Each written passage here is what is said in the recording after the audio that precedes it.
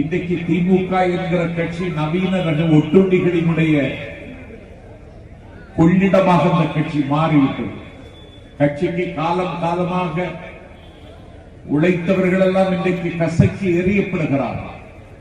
எங்கிருந்தோ வந்த பயிர்களுக்கெல்லாம் திமுகவிலே இன்றைக்கு ஒரு மகுடம் கிடைக்கிறது. திமுகவிலே இன்றைக்கு என்ன நிலைமை? ஒரு ஆஷாட பூபதி, ஒரு அம்பல குடுக்கை. ஓபிஎஸ் என்கிறவன் திமுகவில் 3 முறை முதலமைச்சராக இருந்தவன் போய் இணைந்து கொள்ளுகிறார்.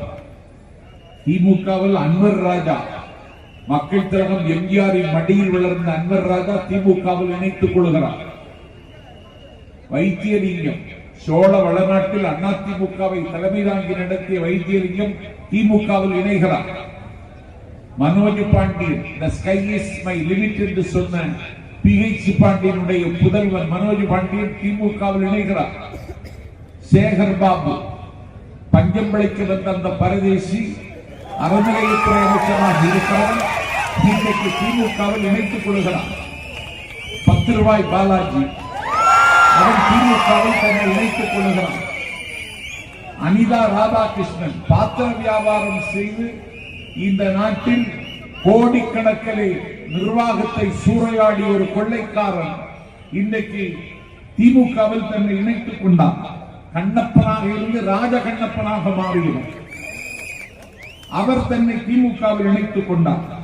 மீசை வைத்திருப்பான், ஆனால் சுடுகாட்டிலே ஊழல் செய்தவன் செல்வ கணபதி. அவன் திமுகவினுடைய நாடாளுமன்ற உறுப்பினர். ஈரோடு முத்துசாமி திமுகவில் இணைத்துக் கொண்டார். முதலில் தான் தொடங்கிய கல்லூரிக்கு JJ கல்லூரி என்று பெயர் வைத்த ஒரு பச்சோந்தி, ஒரு மணல் மாஃபியா ரகுமதி தன்னை திமுகவில் இணைத்துக் கொண்டார்.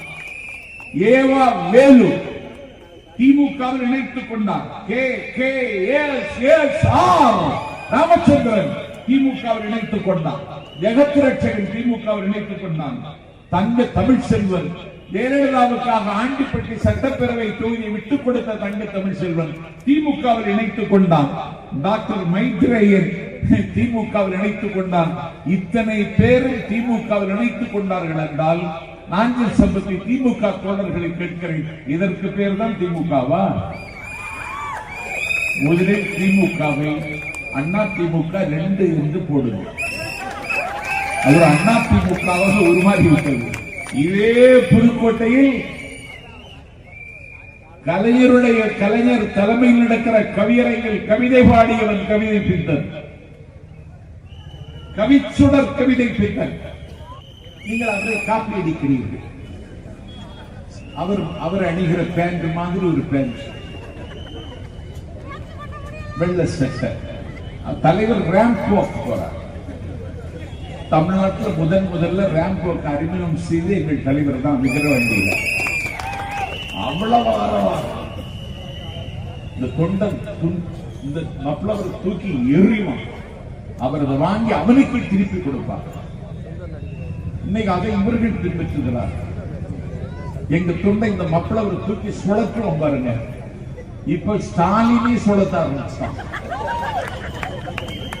எங்களை பார்த்துத்தான் நீங்கள் சுழற்றுகிறீர்கள், நாங்கள் தான் உங்களை சுழல வைக்கிறோம். எங்க தலைவர் ரேம்போக்கு போறார், நீங்களும் ரேம்போக்கு போறீங்க.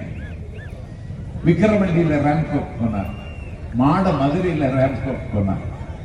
ஜனநாயகன் படத்தினுடைய ஆடியோ வெளியீடு கோலாலம்பூர்ல நடக்கிறது. லட்சக்கணக்கான மக்கள் சங்கமித்திருக்கிறார்கள். அங்க ரேம்போக்கு போறாங்க. அதை பார்த்துட்டு காப்பி அடிக்கிறாங்க. இவங்களும் ரேம்போக்கு போறாங்க. நான் கேட்கிறேன், யானை ஆட்டுதுன்னு கழுத ஆட்டலாமா? யானைக்கு இருக்குது ஆட்டுது.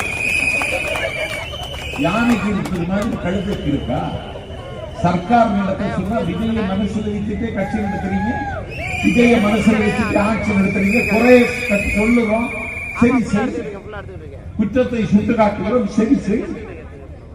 விஜயை பற்றி பேசுவதற்கு உங்க நாக்கு சுழுக்குகிறது. அட்டக்கத்தி என்றார்கள் உதயநிதி. அட்டக்கத்தி தான். இப்ப என்ன செய்யப்படுங்க? விஜய்க்கு வருகிற கூட்டத்தை உங்களால கூட்ட முடியுமா? ஒரு கூட்டம் காசு கொடுத்தாலாவது வருமா? உங்களுக்கு கூட்டமே வர்றது இல்லையே. 300 பேரை கூட்டுறதுக்கு நீங்க 3 லட்சம் ரூபாய் செலவழிக்கிறீங்க. 500 ரூபாய் கொடுக்குறோம். மாலையில் 6 மணிக்கு கூட்டம் நுங்கம்பாக்கத்துல. அப்படியே உட்கார்ந்து இருக்காங்க மக்கள். 300 ரூபாய். 1 மணி நேரம் குவார்டர் பிரியாணி எல்லாம் வாங்கிட்டு தான் 1 மணி நேரம் முடிஞ்சது. கூட்டமும் முடிஞ்சது. ஆனா வந்திருந்த மக்கள் எழுந்து போகவே இல்லை. ஒலிபெருக்கி அமைப்பாளர் சொன்னார், கூட்டம் முடிஞ்சிச்சு, ஏன் போகாம இருக்கீங்க? அந்த மக்கள் சொன்னாங்க, அடுத்த கூட்டத்துக்கு எங்களை தான் புக் பண்ணியிருக்காங்க.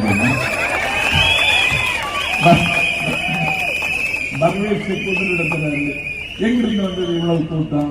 நானும் புதுக்கோட்டையில் பெரியண்ணங்காலத்துல இருந்து வந்துட்டு இருக்கேன். இவ்வளவு பெரிய கூட்டம் எங்க என்னைக்கு நான் பார்த்தேன்? நான் கேட்கிறேன், நீங்க மக்களிடம் இருந்து அந்நியமாகி விட்டது ஒத்துக்கொள்கிறீர்களா? எந்த தரப்பு மக்களால் உங்க ஆட்சியில் மகிழ்ச்சியாக இருக்கீங்களா? 5000 ரூபாய் கொடுத்துட்டா தாய்மார்கள் வாக்களிக்கின்றவர்கள் நம்புகிறீர்களா? பர்வேசன் சொன்னது மாதிரி எங்கள் தலைவருடைய வருகை, வளர்ச்சி, அவர் எடுத்திருக்கிற விஸ்வரூபம், அவருக்கு நாட்டில் கிடைத்த வரவேற்பு உங்கள் உறக்கத்தை கலைக்கிறது. வாக்காளர்களுக்கு 5000 ரூபாய் முன்பணம் கொடுத்து நீங்கள் அச்சாரம் பேசிக் கொண்டிருக்கிறீர்கள். அதை தாண்டி தேர்தலில் இமாலை வெற்றியை பெறுவதற்கு தாவை கவனத்தில் திட்டம் இருக்கிறது. நாட்டு மக்களுடைய அன்பு எங்களுக்கு இன்னைக்கு கவிந்திருக்கிறது, குவிந்திருக்கிறது.